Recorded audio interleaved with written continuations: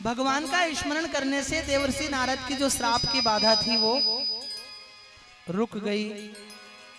और नारद जी जब स्मरण करने लगे तो देवराज इंद्र घबराए नारद जी की तपस्या को देखकर।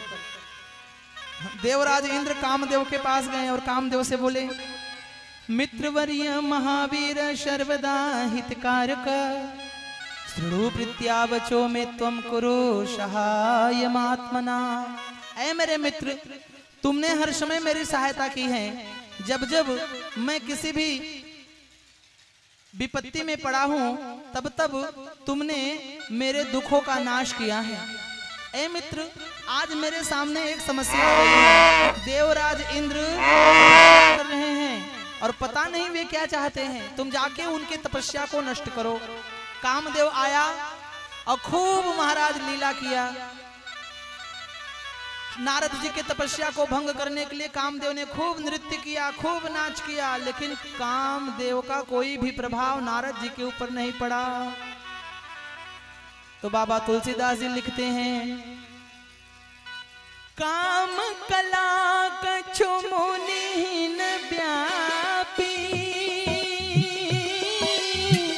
निज मन डरा मनोभव पापी। राम सिया राम जय जय राम, राम राम राम सिया राम जय जय राम। ओ सीम को चापी सगई को उतासू, बड़ रखवार रमापति जासू। राम सिया राम जय जय राम, राम राम सिया राम जय जय राम। कामदेव की कोई भी कला नारद जी के ऊपर नहीं पड़ी, और कैसे पड़ सकती है महाराज? उसका भला कोई क्या बिगाड़ सकता है जिसके ऊपर नारायण की कृपा हो? तो जब कामदेव की कोई कला नारद जी के ऊपर नहीं चली, तब कामदेव ने नारद जी की प्रशंसा करना प्रारंभ कर दिया। थोड़ी देर पहले मैंने बताया था कि प्रशंसा सबसे बड़ा जहर होता है। जब कोई हमारी वाहवाही करने लगे, कोई हमारी तारीफ करने लगे ना, तो समझ लो कि उसके मन में कोई न कोई स्वार्थ है, क्योंकि बिना किसी स्वार्थ के कोई किसी की तारीफ नहीं करता है। बिना किसी स्वार्थ के कोई किसी की प्रशंसा नहीं करता है। बिना किसी लोभ के कोई किसी की तारीफ नहीं करता है। जैसे दुकानदार ही हैं, कपड़ा जब दिखाने लगे, अरे इसके जैसा कोई कपड़ा नहीं, आप कितनी भी बार पानी में डाल के धो, इसका रंग जाने वाला नहीं, इसका एक सितारा भी नहीं छूटेगा, ऐसा कपड़ा दोबारा नहीं मिलेगा। खूब प्रशंसा करते हैं, लेकिन पहली ही बार धोने में कपड़ा अपना रंग दिखा देता है। तो महाराज बिना लोभ के कोई प्रशंसा नहीं करता। जब नारद जी का कामदेव ने तारीफ करना प्रारंभ किया, तो भैया नारद जी ने अपनी आंखें खोली और बोले, इधर आओ, तुम्हें देखकर मुझे क्रोध आया? कामदेव ने कहा, नहीं महाराज। नारद जी ने कहा, तुम्हें देखकर शंकर जी को क्रोध आ गया था। शंकर जी ने काम जीत लिया था, लेकिन क्रोध नहीं जीत पाए थे। लेकिन मैंने काम भी जीत लिया, क्रोध भी जीत लिया। और जाके अपने राजा इंद्र से कह देना, मुझे उनके स्वर्ग का भी कोई लोभ नहीं है। तो मैंने काम भी जीता, क्रोध भी जीता है और लोभ भी जीता। इसी बात का अभिमान देवर्षि नारद को हो गया। तो नारद जी पहुंचे इंद्रलोक, तो इंद्र ने नारद जी का खूब सम्मान किया। तो नारद जी ने सोचा कि चलकर ये बात भगवान भोलेनाथ को भी बता दें। तब नारद गवने शिव पाही, शंकर जी के पास पहुंचे हैं। तो शंकर जी ने सोचा कि संत आए हैं, रामचरित सुनाएंगे, इसलिए शंकर जी ने प्रणाम किया। आइए महाराज, आसन पे विराजिए, कथा सुनाइए। और शंकर जी सामने बैठ गए। तो नारद जी ने आंख बंद करके कथा सुनाना शुरू किया। अब तक नारद जी जब आते थे तो रामचरित सुनाते थे, लेकिन आज नारद जी ने क्या सुनाया? मार चरित नारद सब भाखे। रामचरित सुनाने के बजाय उन्होंने मारचरित सुनाया। महाराज, मैंने काम जीत लिया, मैंने क्रोध जीत लिया, मैंने लोभ जीत लिया, मैंने सब पर विजय पा लिया। और आंखें खोलकर देखें कि मेरी कथा इनको अच्छी लग रही है कि नहीं। तो जब आंखें खोली तो देख रहे हैं कि भगवान शंकर जो है हाथ जोड़कर खड़े हैं। नारद जी ने कहा महाराज अभी कथा खत्म नहीं हुई है, अभी तो शुरुआत ही भई है। शंकर जी ने कहा महाराज जब आप आए थे तब मैंने एक बार हाथ जोड़ा था कि कथा सुनाइए, लेकिन अब बार बार बिनमऊ मुनि तो ही, अब ये कथा बंद कर दीजिए। तो नारद जी ने कहा कि वो अच्छा नहीं लग रहा है क्या? शंकर जी ने कहा नहीं बड़ी अच्छी बात है, लेकिन ये कथा अब जैसे मुझे सुनाया ऐसे ही तीमी जनी हरि ही सुनाऊं कब हूँ, विष्णु जी को मत सुनाना। तो नारद जी ने कहा ठीक है नहीं सुनाएंगे, लेकिन अगर कब बात बात में चर्चा चल गई तो? शंकर जी ने कहा चले हूँ प्रसंग दुराए हूँ तब हूँ, अगर बात बात में चर्चा चल गई तो भी आप बात बदल देना, लेकिन ऐसी कथा विष्णु जी को मत सुनाना। तो नारद जी ने मन ही मन सोचा कि इनको बुरा लग रहा है, लेकिन सामने से बोले ठीक है नहीं बताएंगे। तो महाराज एक दिन की बात है, नारद जी ने सबको बताया पर विष्णु जी को ना बताएं तो नारद का मन लगे कैसे, नारद जी के पेट का पानी पचे कैसे? उन्हीं को तो नारद कहते हैं जिनके पेट का पानी पचे ना।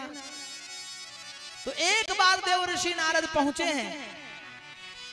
एक बार कर तल कर बीना गावत हरि गुण गान प्रवीणा, एक बार कर तल कर बीना गावत हरि गुण गान प्रवीणा, एक बार।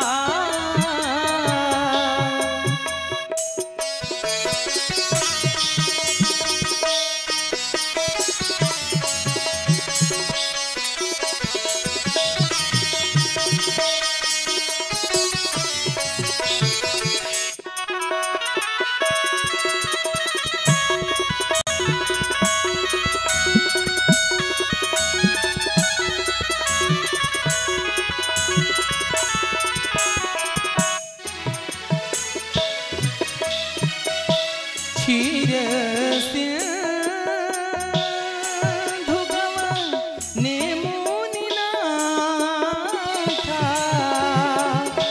जहाँ बस श्री निवास श्रुति नाथा,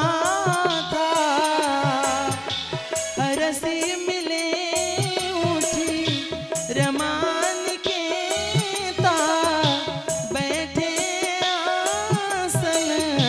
ऋषि समेता,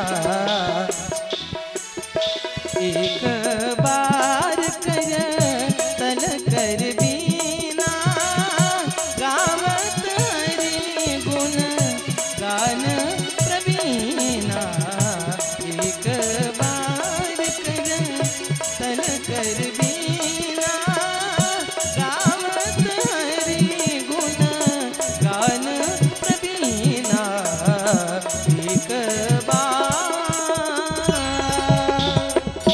तो एक बार बहुत दिनों के बाद भगवान का गुण गाते हुए, हाथों में वीणा बजाते हुए, करताल बजाते हुए देव ऋषि नारद क्षीर सिंधु पहुंचे जहां भगवान थे। और भगवान ने जब नारद जी को देखा तो नारद जी भगवान विष्णु जी खड़े हो गए अपने आसन से। जब खड़े हो गए तो नारद जी दौड़ कर आए और भगवान का पांव पड़ना चाहते थे।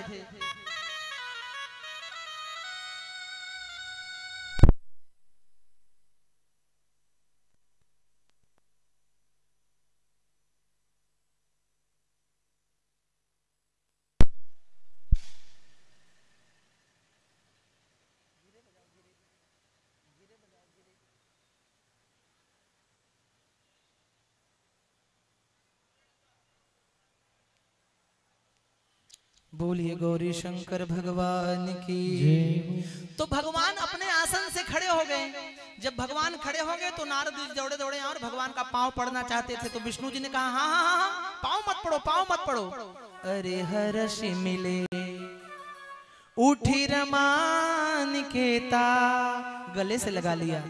तो नारद जी ने सोचा हे भगवान, अब तक हम आते थे तो पैर में पड़ते थे, आज भगवान ने अपने गले से लगा लिया है, इसका मतलब सच में हम बड़े आदमी बन गए हैं। अच्छा, फिर दूर बैठने जा रहे थे तो भगवान ने कहा हाँ हाँ हाँ दूर मत बैठो। और बैठे आसन ऋषि न समेता, अपने आसन पर बिठाया। तो नारद जी ने सोचा कि अब तक हम आते थे तो नीचे बैठते थे और आज हम भगवान की बराबरी में बैठे हैं। इसका मतलब है कि हम भगवान के बराबरी में उठने बैठने लायक हो गए, इतने बड़े आदमी बन गए हैं। अच्छा, तब भगवान विष्णु जी ने व्यंग में कहा कि बहुत दिन न मुनि कीन्ही दाया। भगवान विष्णु ने कहा आपने बड़े दिनों बाद मेरे ऊपर दया की।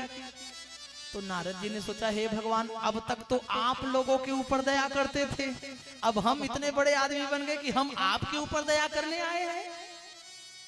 अब नारद जी कुछ बोले इससे पहले फिर भगवान विष्णु ने एक व्यंग किया, कहां थे इतने दिनों तक। तो नारद जी ने क्या किया, मार चरित नारद सब भाखे, यद्यपि प्रथम बरज शिव राखे। यद्यपि शंकर जी ने पहले ही मना किया था, लेकिन नारद जी ने सब कुछ विष्णु भगवान को बता दिया। महाराज मैंने काम जीत लिया, मैंने क्रोध जीत लिया, अब मैंने लोभ जीत लिया। तो विष्णु जी ने मुस्कुराकर कहा किसका नाम लेकर जीते हो। अब नारद जी ने मन ही मन सोचा नाम तो मैं नारायण का ही ले रहा था, इन्हीं का नाम लेकर तो जीता हूँ, अब क्या बताऊं इनको।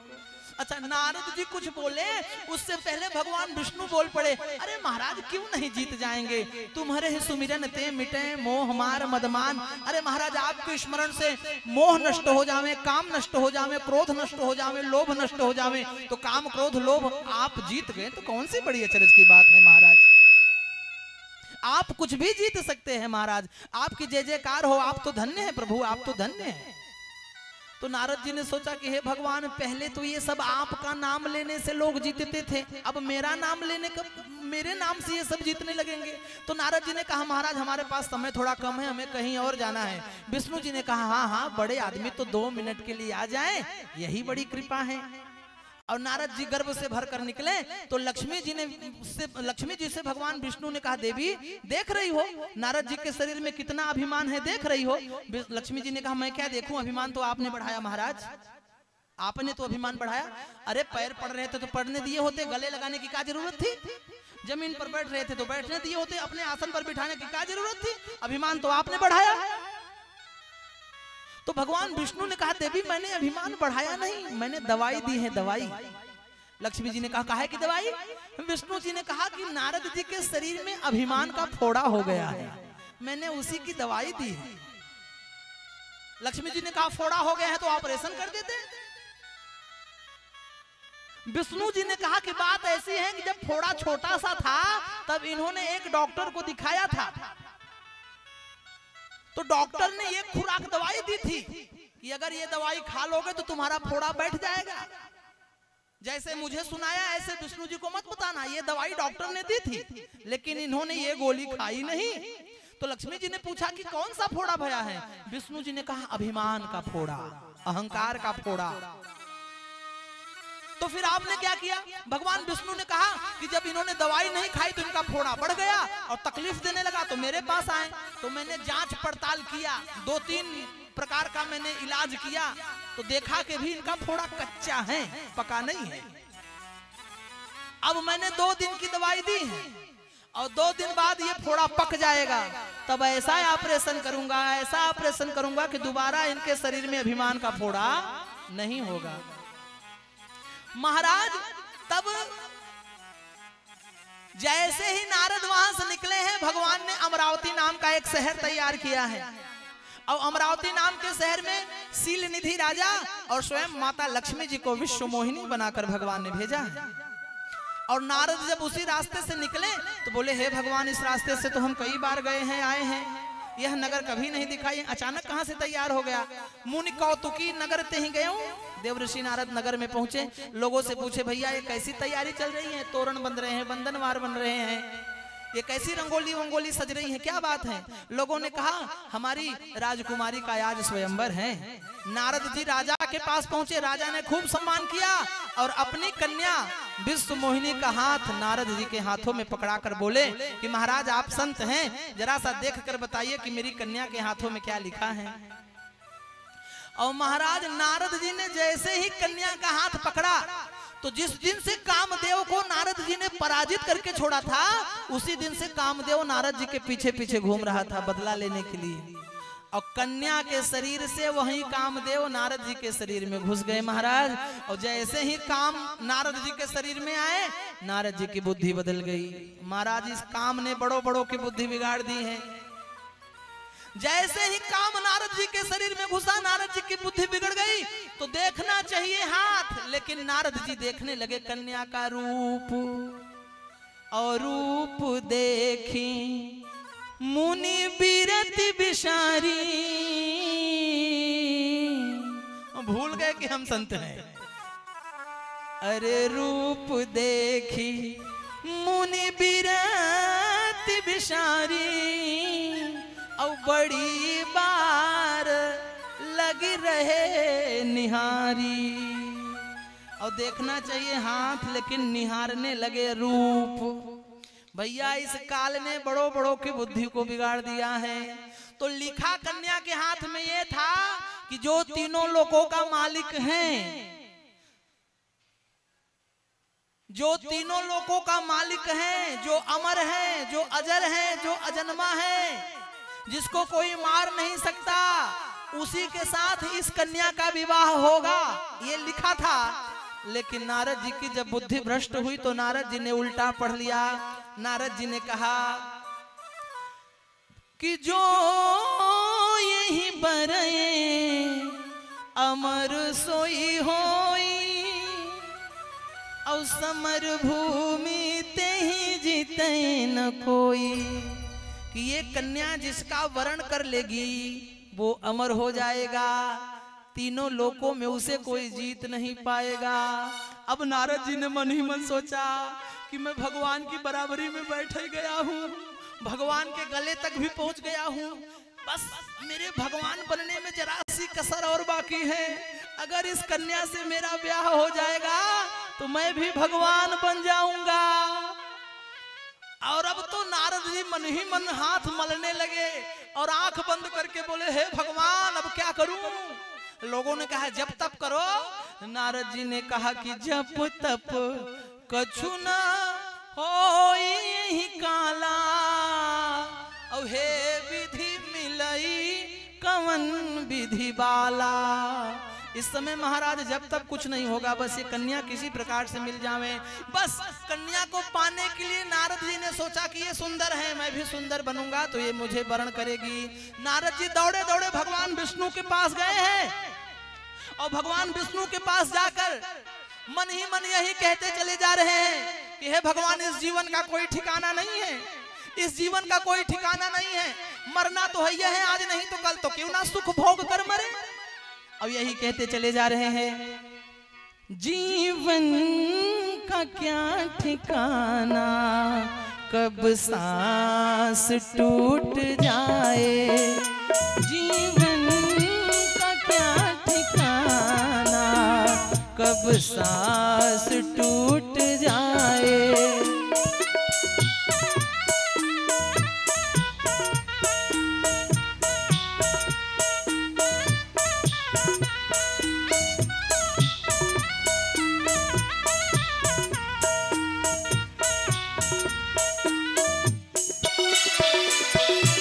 करना दगा तुम किसी से नहीं, कब दम ये निकले भरोसा नहीं। करना दगा तुम किसी से नहीं, कब दम ये निकले भरोसा नहीं।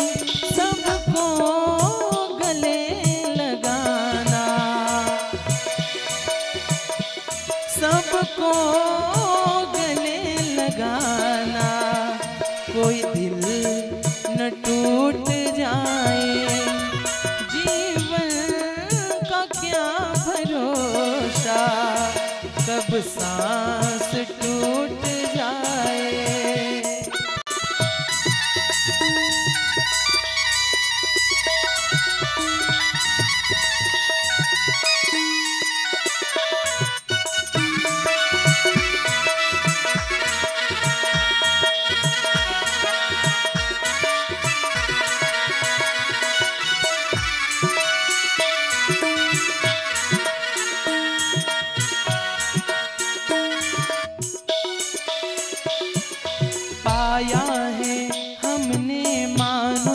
तन, कर लो समय रहते हरि का भजन।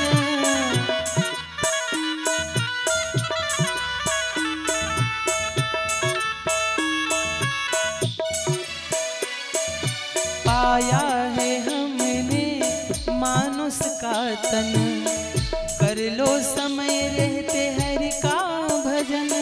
किसी का ना दिल दुखाना, किसी का ना दिल दुखाना, भव पार हो ही जाए जीवन का क्या ठिकाना। कब सांस टूट जाए जीवन का क्या ठिकाना। कब सांस टूट जाए, कब सांस टूट जाए, कब सांस टूट जाए।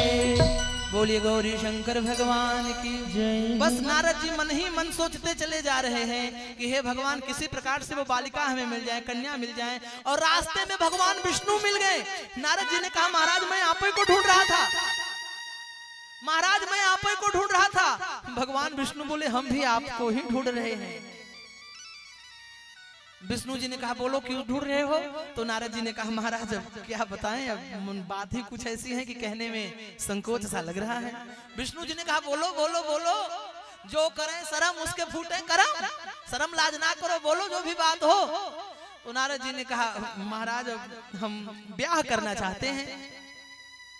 तो विष्णु जी ने कहा अच्छी बात है ब्याह कर लीजिए। तो नारद जी ने कहा महाराज ब्याह करने के लिए लोगों को कुछ न कुछ आवश्यकता पड़ती है। किसी के पास कपड़ा ना हो, शेरवानी ना हो तो बगल वाले का मांग लेता है, कोई जूता मांग लेता है, कोई साइकिल मांग लेता है, कोई कछू मांग लेता है। सो हमें भी किसी वस्तु की आवश्यकता है।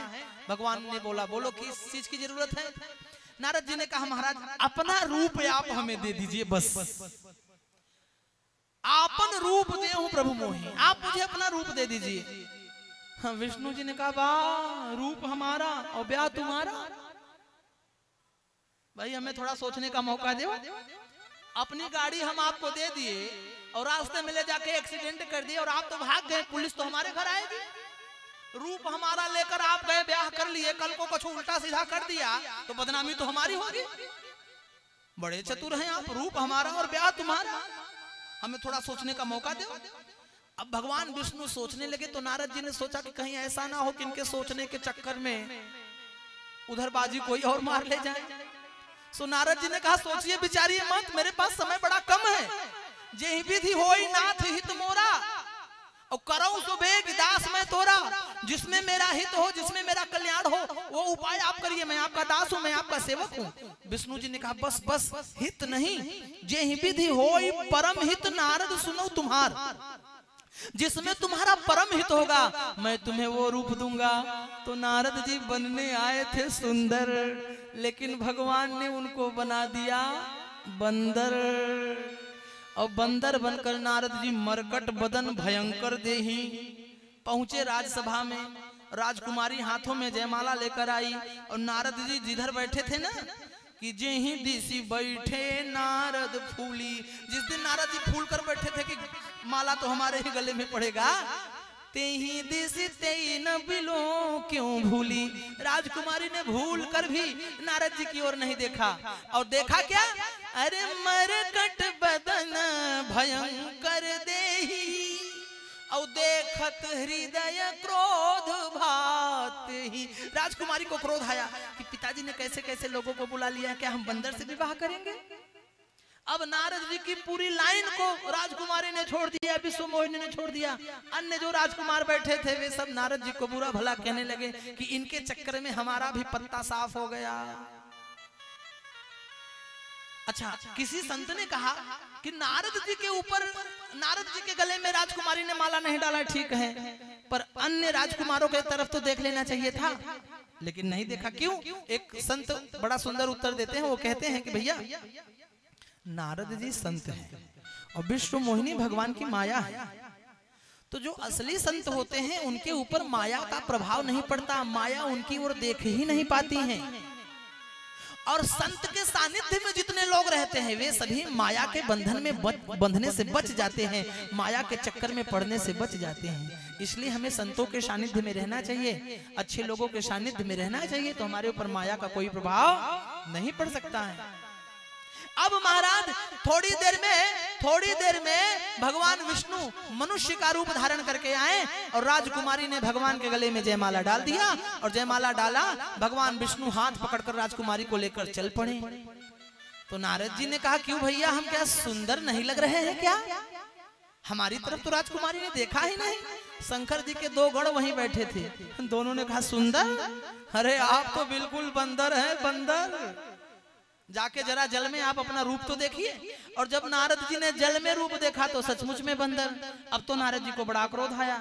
अच्छा, बंदर बनाया था किसी और ने, लेकिन क्रोध उन्हीं के ऊपर आ गया जो दोनों चिढ़ा रहे थे। नारद जी ने कहा, हमें देखकर तुम चिढ़ाते हो, हमारी हंसी लेते हो, हमारा मजाक लेते हो, तो जाओ तुम दोनों राक्षस बन जाओ। उन दोनों ने सोचा, भैया ले झगड़ा किसी और का, पिस गए हम। इनका उनका झगड़ा, बंदर बनाया किसी और ने, बंदर बने हैं ये खुद, हम ना लेने में ना देने में हम पिस रहे हैं ऊपर से। तो भैया ये कथा कहती है कि दो के झगड़े में तीसरे को नहीं पड़ना चाहिए। तीसरे बेचारा पिसता है बीच में, दोनों तो मस्त मजे में रहते हैं, लेकिन बीच वाला बेचारा ज्यादा परेशान होता है। बेटे बहू का झगड़ा अगर हो जाए तो सासू माता जी को तो बिल्कुल बीच में नहीं पड़ना चाहिए। शाम को बेटे बहू एक ही थाली में भोजन करेंगे, लेकिन जिंदगी भर के लिए बुरी बन जाएंगी सास।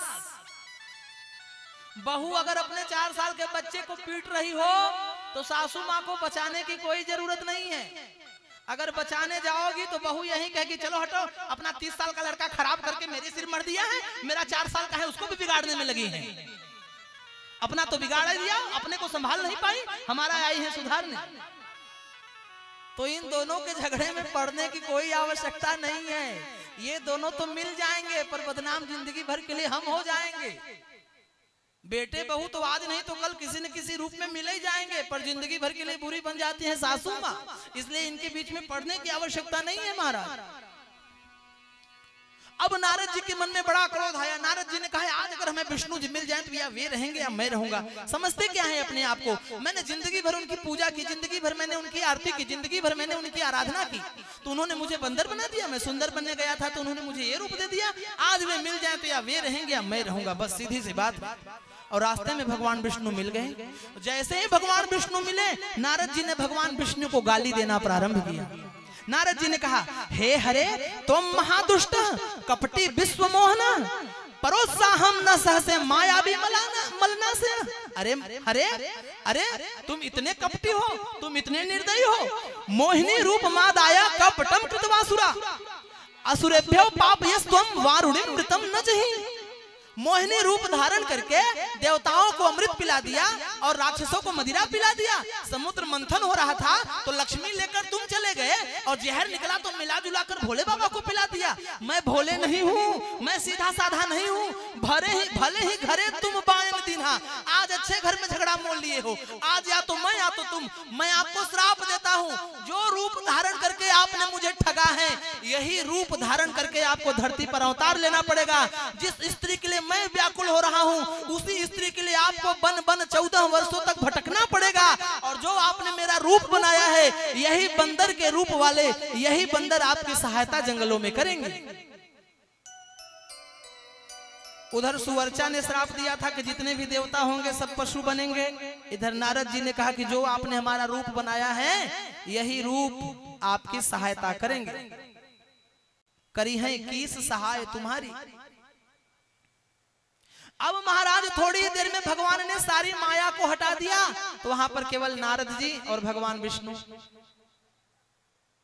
तो जब सारी माया हट गई तो जैसे कोई नींद में सो रहा हो, स्वप्न देख रहा हो, अचानक जाग जाए तो सब खत्म, वैसे ही नारद जी की भी बुद्धि ज्यों की त्यों हो गई। जो वैराग्य भूले थे वो वैराग्य पुनः आ गया। तो नारद जी ने हाथ जोड़कर कहा, महाराज मैंने आपको जो अपशब्द कहे हैं, मेरी बातें झूठी हो जाए, मेरी बातें मिथ्या हो जाए। तो विष्णु जी ने कहा, हो तो जाए, लेकिन मैं होने नहीं दूंगा। मृथा न होय ऋषि बाणी, मैं आपकी बाणी को झूठा नहीं होने दूंगा। अगर आपकी बाणी झूठी हो गई तो कल संतों के ऊपर से लोगों का भरोसा उठ जाएगा, कोई भी संत के ऊपर विश्वास नहीं करेगा, संत के वचन पर कोई विश्वास नहीं करेगा। संतों की बात भगवान को भी लगती है। यही साबित करने के लिए मैं मनुष्य का रूप धारण करके धरती पर जाऊंगा। तो विप्रधेनु सुर संत हित लीन मनुज यमतार।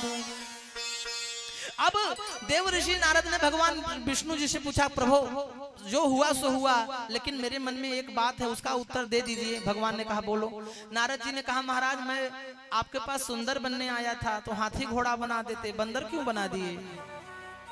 भगवान विष्णु ने कहा महाराज आदमी का जब विवाह हो जाता है ना तो वो जिंदगी भर के लिए बंदर बन जाता है।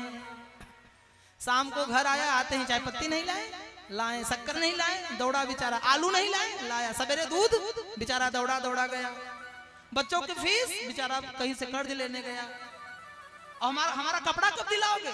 पेंशन पेमेंट आने दो, हम कुछ नहीं जानते, हमें चाहिए। मरो परो लेकिन करो, बेचारे जिंदगी भर बंदर बन जाता है मनुष्य घर को चलाने के लिए। भगवान शंकर विष्णु जी ने कहा महाराज मैंने आपको विवाह के एक दिन पहले का बंदर बनाकर जिंदगी भर बंदर बने रहने से बचा लिया। नारद जी ने कहा महाराज बड़ी कृपा करी, लेकिन महाराज एक बात बताओ ब्याह क्यों नहीं होने दिया? विष्णु जी ने कहा एक बात बताओ मैं तुम्हारा क्या लगता हूँ? नारद जी बोले महाराज आप हमारे पिता हो। और बोले लक्ष्मी जी आपकी क्या लगती हैं? बोले महाराज ये हमारी माता हैं। तो बोले वहाँ विश्व मोहिनी कौन थी? नारद जी बोले माता जी ही थी। भगवान ने कहा माता जी का विवाह बेटे से हो जाता तो ठीक था। अरे नारद जी ने कहा महाराज आपने तो हमें नरक में जाने से बचा लिया। अब मैं समझ गया कि आप जो करते हो, जैसा करते हो, जिस स्थिति में करते हो, जो भी करते हो अच्छा ही करते हो। अब मेरा उद्धार कैसे हो?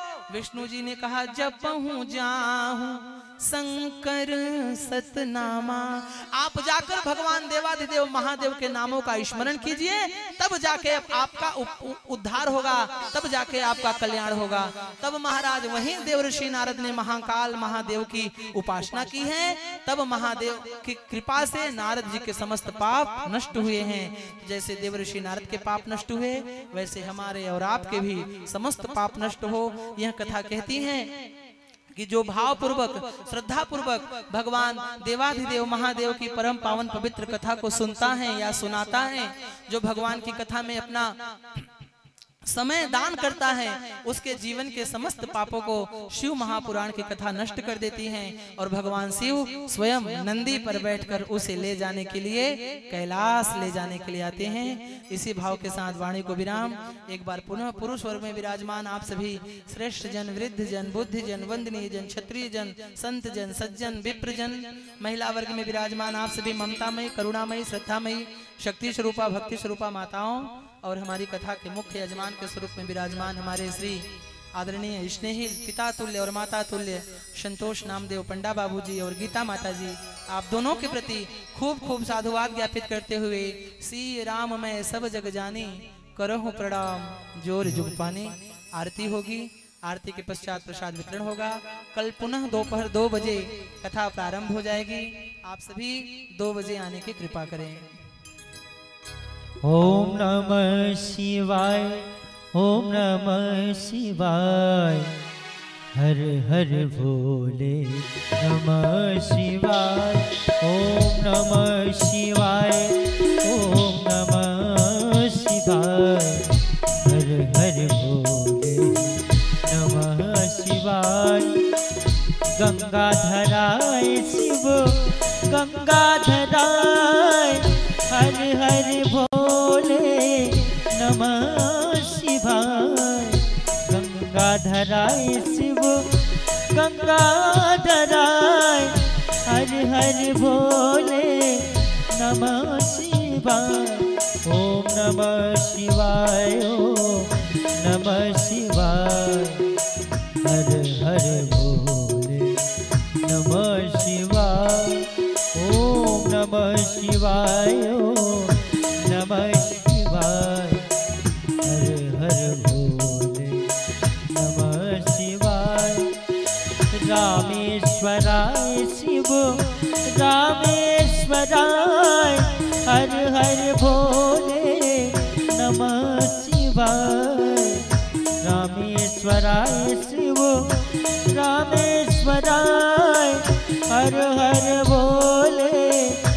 नमः शिवाय, ओम नमः शिवाय, ओम नमः शिवाय।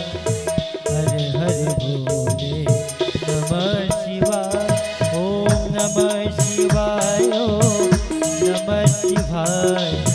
हर हर भोले नमः शिवाय, हर हर भोले नमः शिवाय।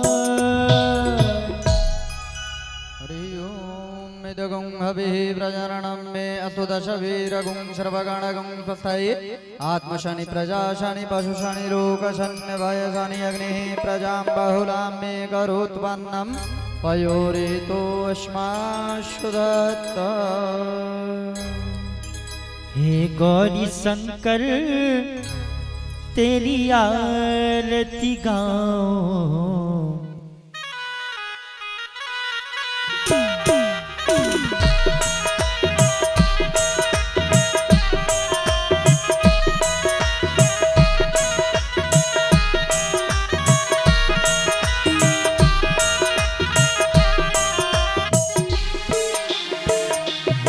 भोले बाबा तेरी आरती गाऊं, हे भोले बाबा तेरी आरती गाऊं।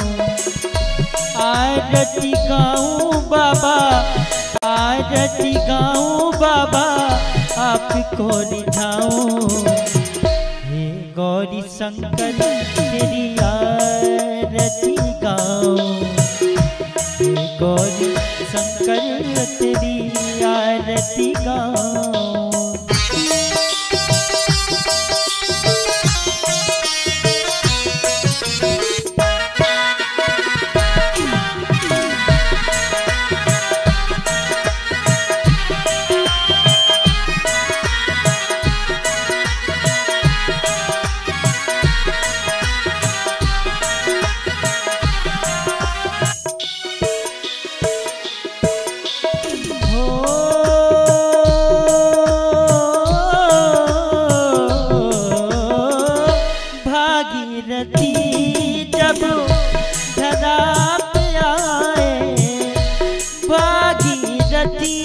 जब धरा पे आए, जटों में भोले की बेगी समाए, जटों में भोले की बेगी समाए।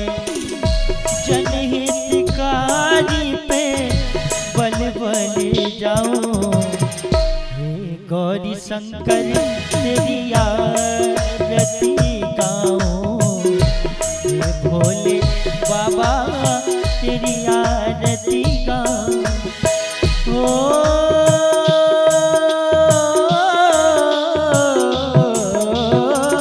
हलाहल विष से सबको बचाते, हलाहल विष से सबको बचाते। नीलकंठ तब आप कहाते, नीलकंठ तब आप कहाते। उमापति के दर्शन पाऊं, हे भोले बाबा तेरी आरती गाऊं। हे गौरी शंकर तेरी आरती गाऊं।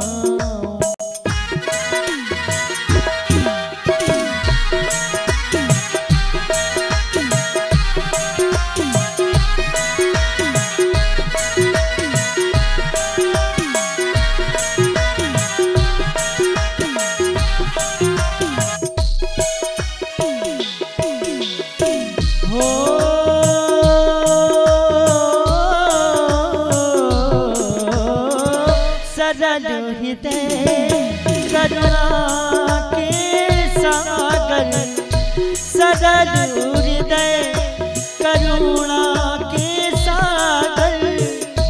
खाली न रहती भक्तों की गागर, खाली न रहती भक्तों की गागर।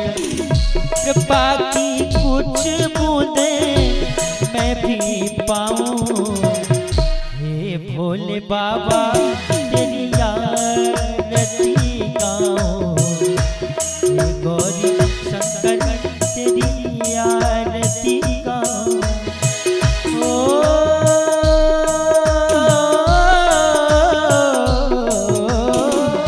महादेव प्रभु हो त्रिपुरारी।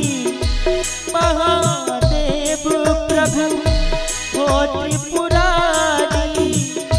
भक्तों के हो भोले तुम भयहारी। भक्तों के हो भोले तुम भयहारी। हरि हरि शंभु कह के आपको रिझाऊं। हे भोले बाबा तेरी आरती गाऊं। हे गौरी शंकर तेरी आरती गाऊं।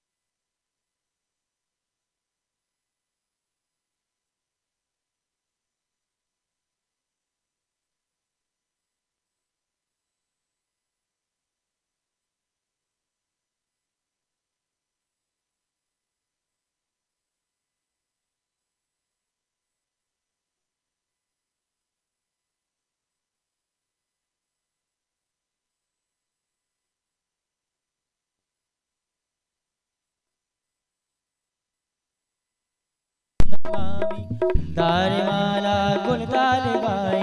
कपाल माला जिद से खिराए। दिगंबराय च दिगंबराय। नमः शिवाय ओम नमः शिवाय। तुमेव माता च पिता तुमेव बंधु च सखा तुमेव विद्या द्रविणं तुमेव सर्वं मम देव देव। गुरुर्ब्रह्मा गुरुर्विष्णु गुरुर्देवो महेश्वरा। गुरुर्साक्षात् परब्रह्म तस्मै श्री गुरुवे नमः। च्युतं केशवं रामं नारायणं कृष्ण दामोदरं वासुदेवं भजे। श्रीधरं महादेवं गोपिकावल्लभं। श्रीधरं महादेवं गोपिकावल्लभं। जानकी नायकं रामचन्द्रं भजे। हरे हरे महादेव शंभु काशी विश्वनाथ गंगे। हरे हरे महादेव शंभु काशी विश्वनाथ गंगे। ओ काशी विश्वनाथ गंगे। ओ काशी विश्वनाथ गंगे।